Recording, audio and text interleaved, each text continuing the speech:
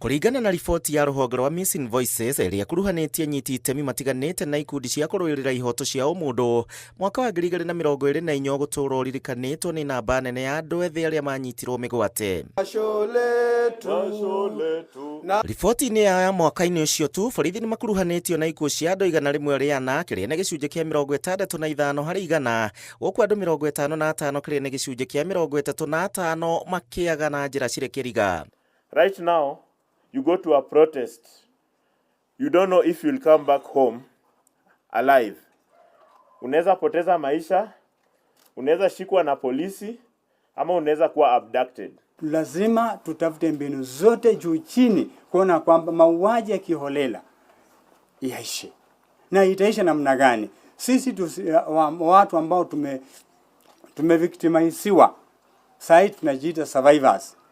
Tuwe watu wa kuhubiri amani katika village zetu. Mweri wa gatandatũ na wa mũgwanja ciĩko ici nĩguo ciongererekire kũrũmĩrĩra mĩrũrũngano ya Gen Z, gĩkundi gĩkĩ gĩkĩoneka kuorota maabithaa ũgitĩri na njĩra nene.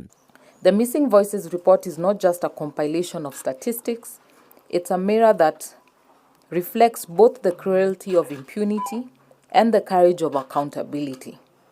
Each data point represents a mother who is still waiting, a child who doesn't understand, and a system that still owes an explanation. Ũrĩa warĩ mũcirithania mũnene David Maraga augĩte mũtharaba mũnene ũbatiĩ gũkuithio maabithaa a borithi arĩa makoretwo makĩhũthĩka. And when people are picketing, the police must be trained on how to handle those situations and understand that you are not going to stop these people who have a right to picket by using brute force. That is not something that we can condone anymore. I want to ask the families if they could please also report to IPOA to follow up on those cases.